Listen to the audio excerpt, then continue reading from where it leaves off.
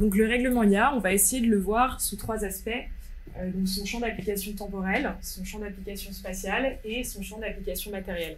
En 1er août 2024, le règlement est entré en vigueur et son application est échelonnée. En fait, ce qu'il faut retenir, c'est que ça ressemble beaucoup à un RGPD. C'est-à-dire que ça ne s'appliquera pas que à une personne ou à un déployeur au sein de l'Union européenne. À partir du moment où le marché européen est ciblé, le règlement trouvera à s'appliquer. Donc, qui est concerné par cet acte? On va avoir les fournisseurs, les déployeurs, les distributeurs, les importateurs et les fabricants. Donc ça, c'est pour vraiment vous faire comprendre que c'est extrêmement large.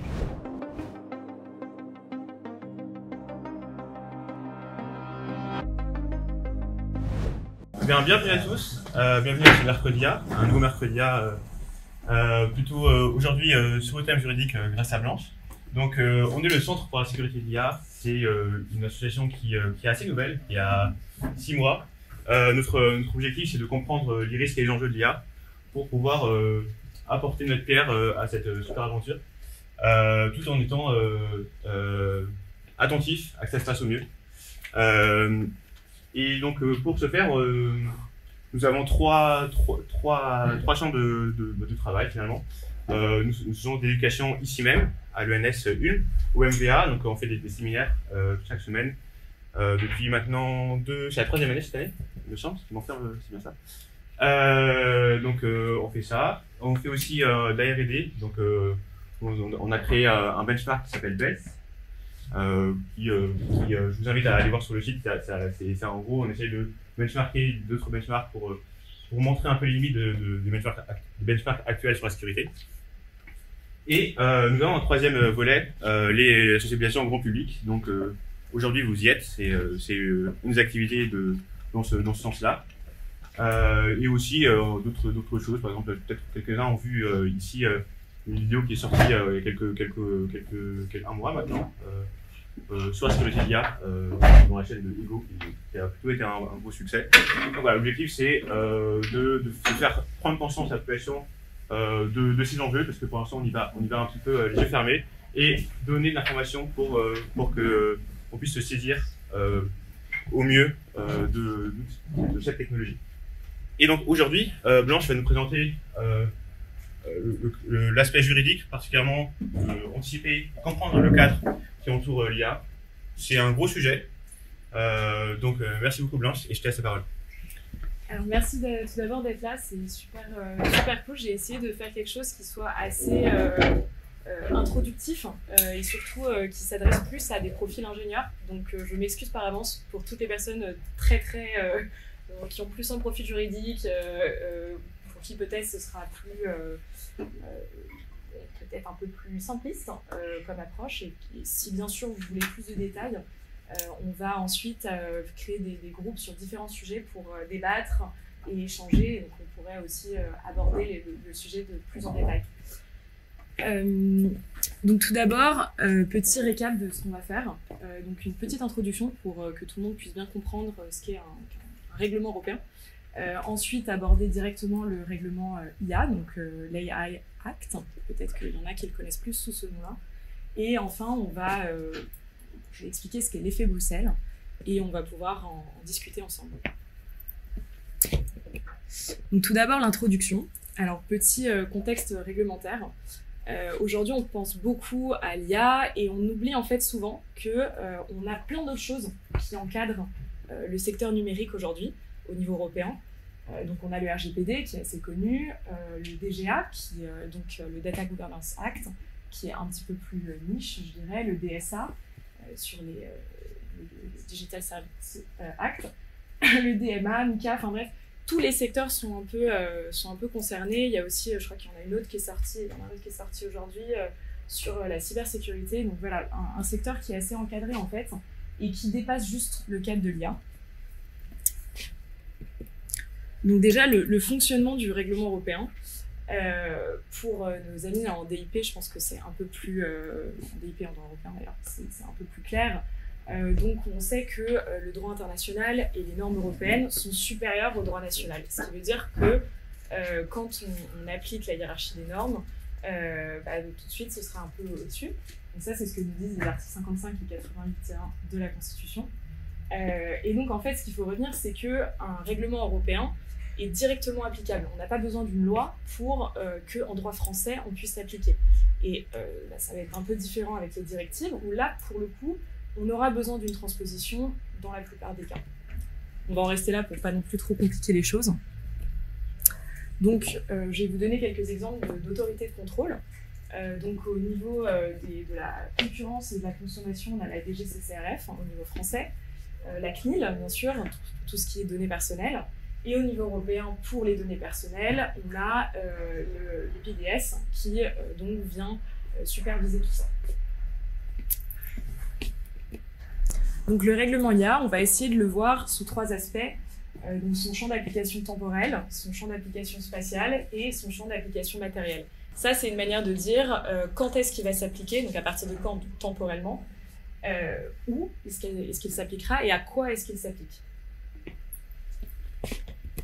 Donc tout d'abord, une petite chronologie du règlement sur l'intelligence artificielle.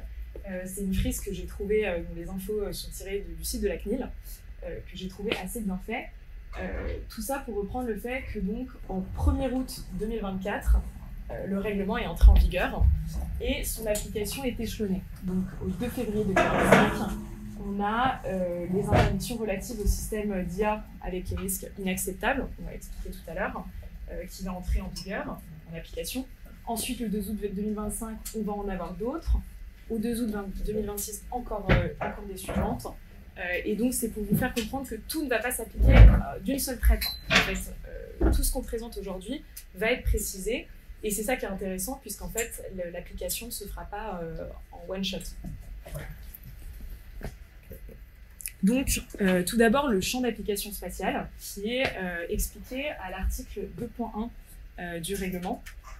En fait, ce qu'il faut retenir, c'est que ça ressemble beaucoup à un RGPD. C'est-à-dire que ça ne s'appliquera pas que à une personne ou à un déployeur au sein de l'Union européenne. À partir du moment où le marché européen est ciblé, le règlement trouvera à s'appliquer. Et c'est ça ce qui est intéressant, puisqu'en fait, c'est une portée universelle de ce règlement qui donc a une implication qui peut toucher d'autres régions du monde. Et grâce à l'influence de l'Europe, c'est ce qu'on verra à travers l'effet Bruxelles, ça va impacter même d'autres régulations. Donc, qui est concerné par cet acte? Là, on peut un peu se rapprocher du champ matériel. Donc, en fait, on va avoir les fournisseurs, les déployeurs, les distributeurs, les importateurs et les fabricants. Donc ça, c'est pour vraiment vous faire comprendre que c'est extrêmement large. Je vous ai mis à chaque fois la petite définition qui est donnée dans l'acte. Je ne suis pas sûre que ce soit extrêmement intéressant puisque ça s'explique un peu de soi-même. Mais c'est vrai qu'en fait, ce qu'il faut comprendre, c'est que c'est très très large. Il y a seulement, entre autres, 2 exclusions à ce champ, parmi lesquelles tout ce qui va toucher à la recherche, ce qui est assez intéressant, et ce qui est expliqué à l'article 2.6, 2.8 et dans le considérant 25 du règlement. Et c'est-à-dire que, pardon, ça c'était pour les applications militaires, mais c'est très similaire avec le considérant 24 et l'article 2.3.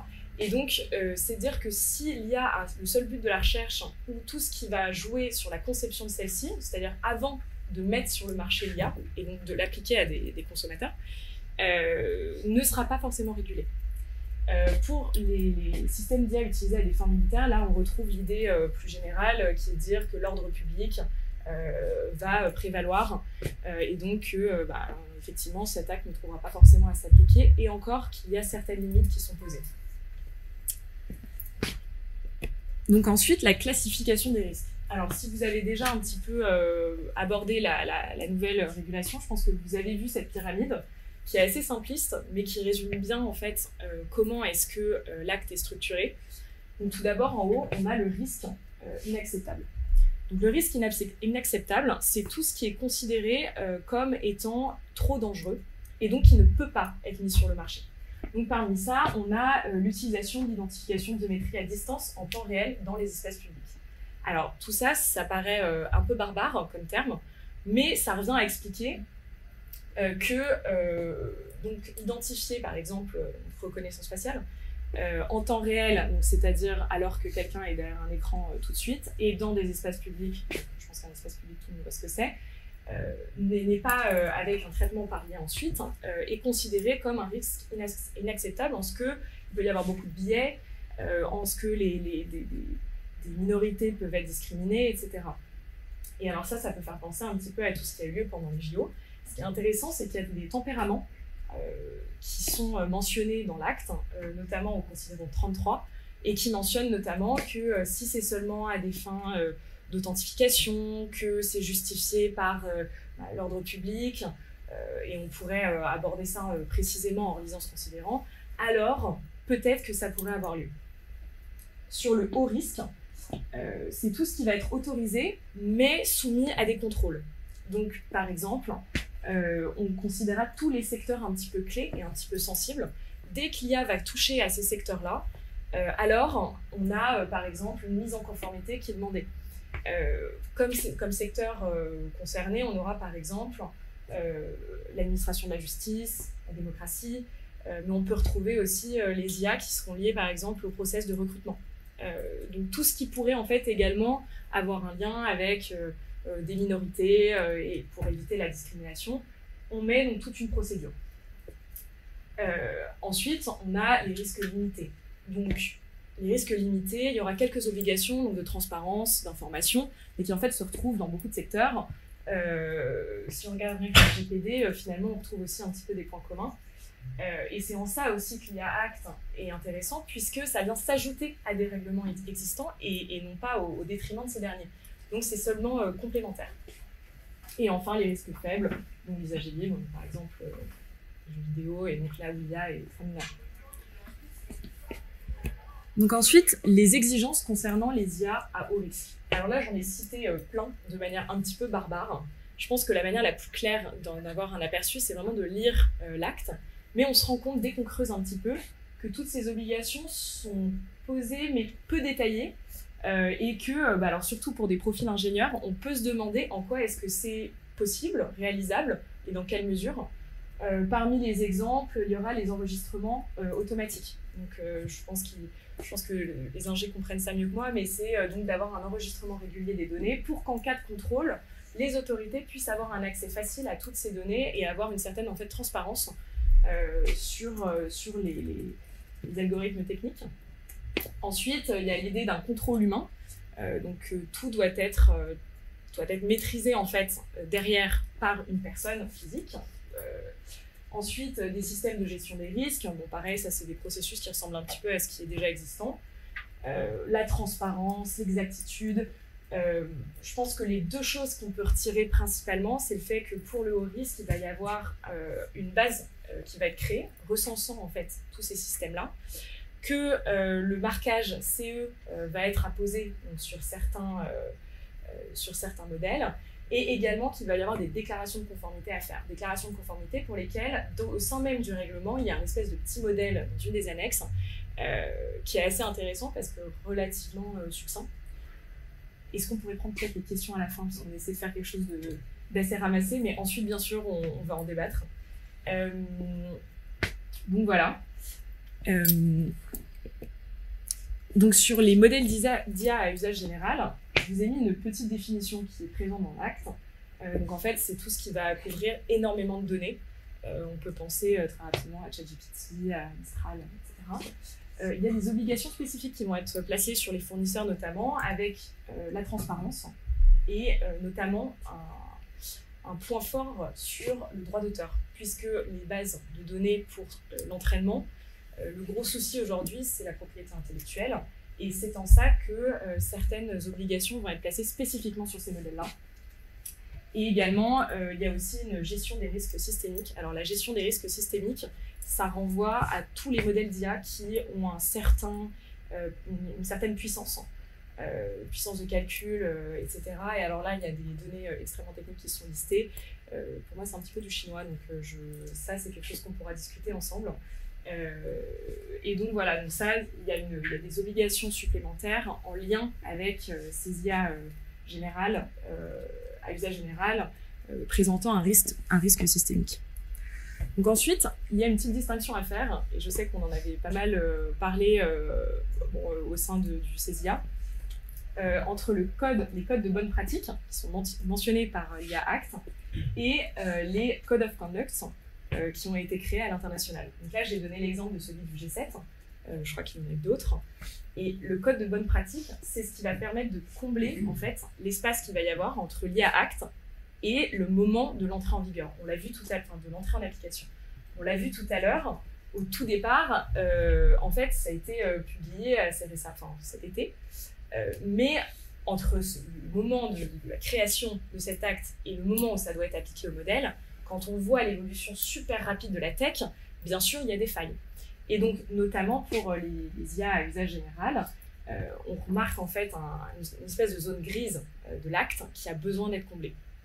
Et donc, c'est en ça que les codes de bonne pratique vont intervenir et qui permettent en fait, si ils sont bien respectés, d'obtenir une présomption de conformité ensuite à l'IA Act.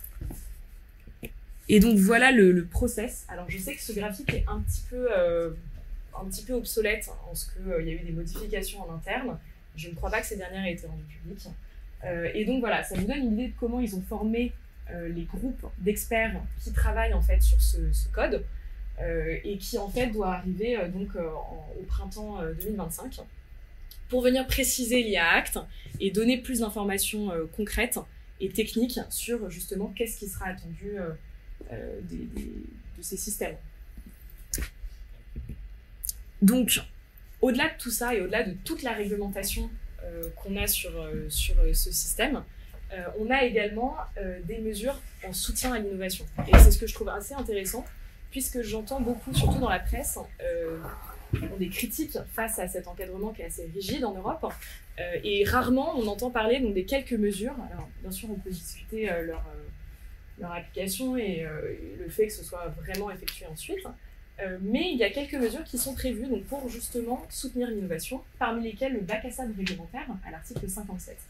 Alors, le bac à sable réglementaire, ou Regulatory Sandboxes, c'est un espace qui va être créé en fait pour notamment des startups ou des projets qui sont aidés par le gouvernement, pour avoir en fait voire aucune réglementation au tout départ, mais bien sûr à certaines conditions et c'est très encadré, pour en fait que la technologie puisse évoluer avant que des lois ou des règlements plus rigides viennent s'appliquer à ces technologies. Et donc ça fait partie également des mesures en faveur de certaines entreprises qui sont proposées, donc de faciliter l'accès à ces bacs à sable réglementaires. Et ces bacs à sable réglementaires, il y en a au moins un qui doit être créé par État membre, sachant que rejoindre les bacs à sable réglementaires de l'Union européenne est également possible. Également, on a des dérogations pour certains opérateurs spécifiques, parmi lesquels des micro-entreprises, pour lesquelles une version simplifiée en fait, de ce règlement pourrait s'appliquer et des mesures de mise en conformité.